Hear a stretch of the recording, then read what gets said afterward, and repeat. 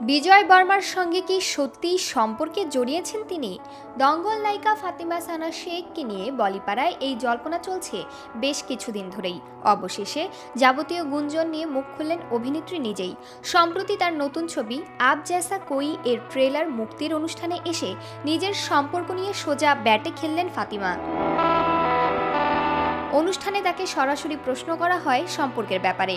উত্তরে ফাতিমা স্পষ্ট জানান তিনি আপাতত একাই রয়েছেন, পাশাপাশি সফল সম্পর্কের চাবিকাঠি ঠিক কী সেই উত্তরও দিয়েছেন।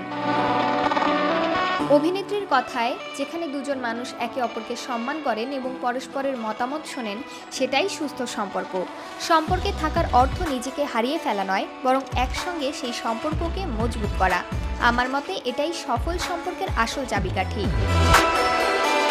এ তো গেল ছবির কথা। বাস্তব জীবনে এমন মনের মতো পুরুষের সন্ধান পেয়েছেন কি?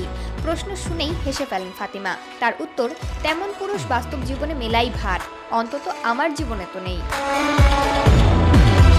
কথা করে তিনি আরও জানান, ভালো ছেলেরা কেবল সিনেমাতেই থাকে। তার কথায়, अच्छे लड़के है ही नहीं यार, कोई भी नहीं है मेरी लाइफ में, फिल्म में अच्छे होते हैं। ফাতিমার এই উত্তরেই আপাতত বিজয় চর্চার ইতি পড়ল বলে মনে করছে বলিপাড়ার একাংশ।